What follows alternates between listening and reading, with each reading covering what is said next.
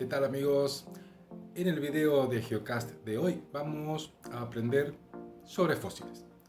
Y para eso vamos a escuchar a Lucía. Vamos ahí.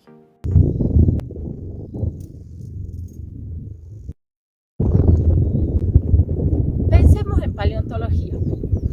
¿Qué es lo primero que se nos viene a la cabeza? Seguramente paleontólogos que están en el campo, en un río, en un desierto, con una piqueta, un sombrero y buscando huesos de dinosaurios.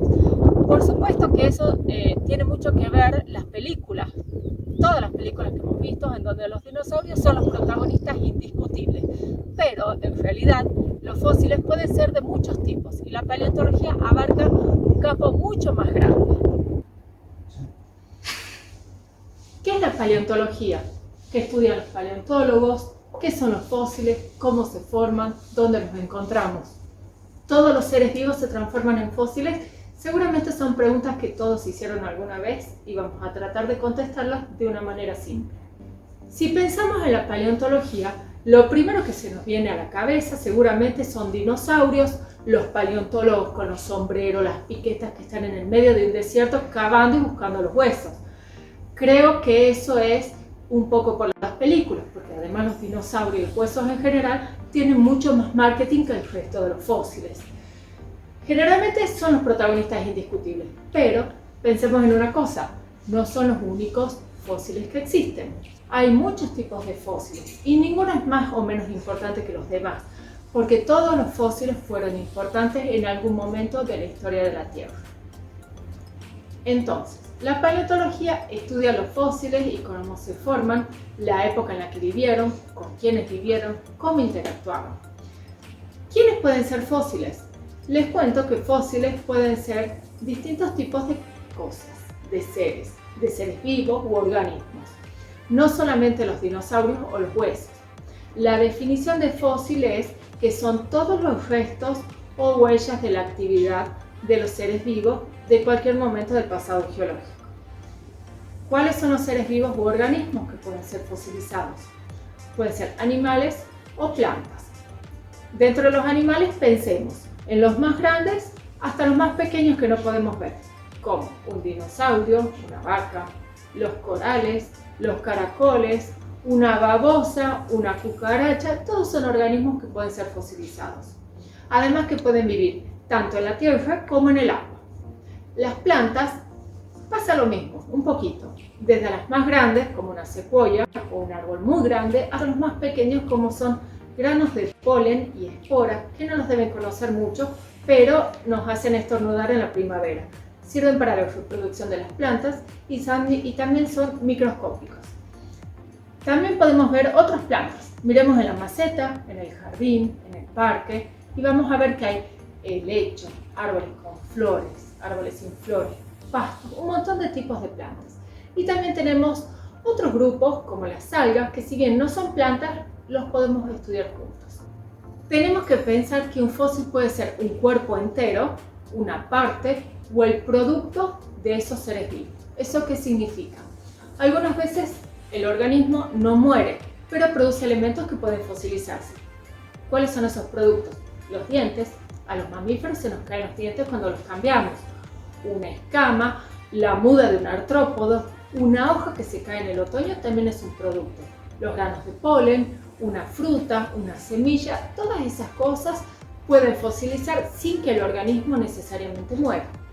Además, pensemos, tenemos los dinosaurios que tanto nos gustan, o cualquier otro animal o una planta. No necesariamente vamos a encontrar todo el organismo, pero todo ese cuerpo. Podemos encontrar las distintas partes separadas. Otra cosa que pueden fosilizar o formar fósiles son las huellas o trazas de las actividades de los seres vivos. Eso es toda huella que deje un ser vivo. Por ejemplo, cuando camina, cuando se arrastra, cuando está cazando, cuando hace un nido, una cueva, todas son distintas estructuras que son huellas de la actividad de los organismos y generalmente se asocian a los animales. Y tenemos que tener en cuenta algo que es muy importante. ¿Todos los seres vivos o sus partes pueden ser fosilizados y convertirse en un fósil? La respuesta es no. Siempre hay un pero para esas cosas. La realidad es que no todo fosiliza. Para que un organismo o un resto llegue a transformarse en un fósil, tiene que darse una serie de condiciones y el organismo tener algunas características en particular. Empecemos.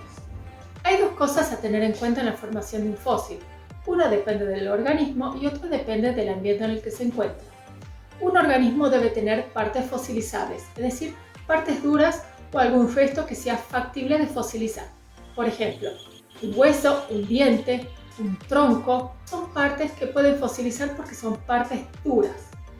Otras partes como los músculos o la piel, un pétalo de una flor, es más difícil que se preserven.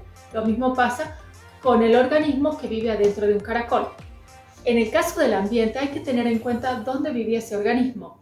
No es lo mismo un organismo que vivía en una zona con mucho movimiento o erosión como una ladera, una montaña o un río, un organismo que vivía en el fondo de un mar donde estaba tranquilo y era fácilmente sepultado.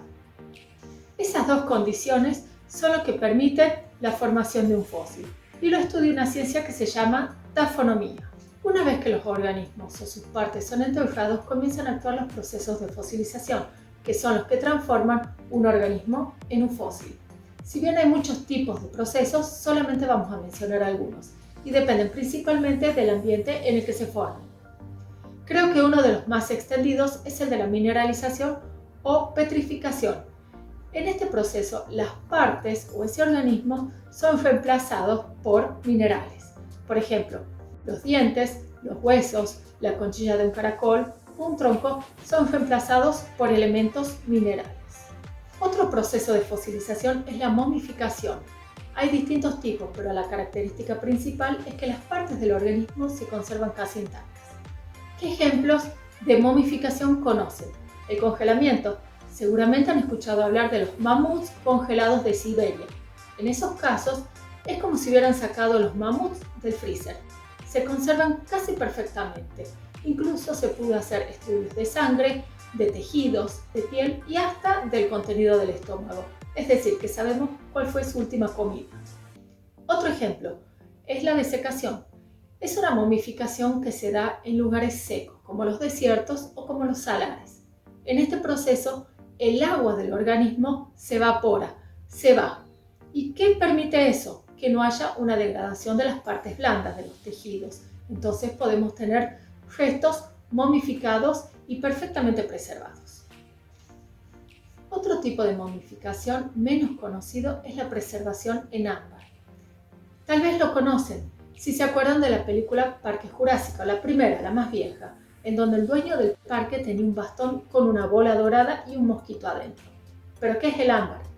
Hay algunas plantas que tienen los troncos que largan una resina. La resina es una sustancia medio pegajosa, como la miel.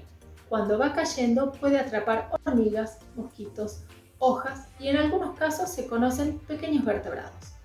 Cuando esas gotas de resina se fosilizan, se forma el ámbar. En la película lo que hacen es sacar ADN de la sangre del mosquito, pero eso son licencias cinematográficas. Lo que sí se sabe es que la parte externa de los mosquitos y de los organismos se preserva perfectamente, hasta con sus colores. Ahora, algo muy importante que está vinculado a la paleontología y a los fósiles, y es el tiempo. ¿Cuánto tiempo tiene que tener un fósil para ser considerado un fósil? Para eso tenemos que pensar en una escala de tiempo geológica, que es muy diferente a la escala del tiempo que usamos diariamente. No es lo mismo días, horas, años o incluso generaciones que la escala del tiempo geológica, que va desde los miles de años hasta los muchos millones de años. Por ejemplo, ¿cuánto tiene que tener un fósil para ser considerado un fósil? 10.000 años, por lo menos. Eso es lo que dicen los científicos. Y de ahí, mucho más viejos también. Por ejemplo, ¿qué edad tiene la Tierra? 4.600 millones de años. Eso es mucho, pero mucho tiempo. Los fósiles son importantes porque son el registro que tenemos de la vida en nuestro pasado geológico. Gracias a ellos podemos saber un montón de cosas. No nos olvidemos que la paleontología combina varias ciencias, pero principalmente la biología de los seres vivos y la geología de la Tierra, los fósiles. Con el estudio de los fósiles y la paleontología podemos saber un montón de cosas. Qué tipos de organismos eran, dónde vivían, con quiénes vivían, cómo interactuaban, cómo era su medio, Todos esos datos podemos saber estudiando los fósiles. Espero que les haya gustado un poco de esta explicación de la paleontología y de los fósiles. Todavía tenemos mucho por aprender. ¿Y qué les pareció? Interesante, ¿no? Esperamos contar con Lucía para otros videos más. Mientras tanto, no se olviden de dejarle un me gusta, compartir algún comentario y los que aún no lo hicieron, suscríbanse y toquen la campanita para enterarse de los próximos videos. Hasta luego.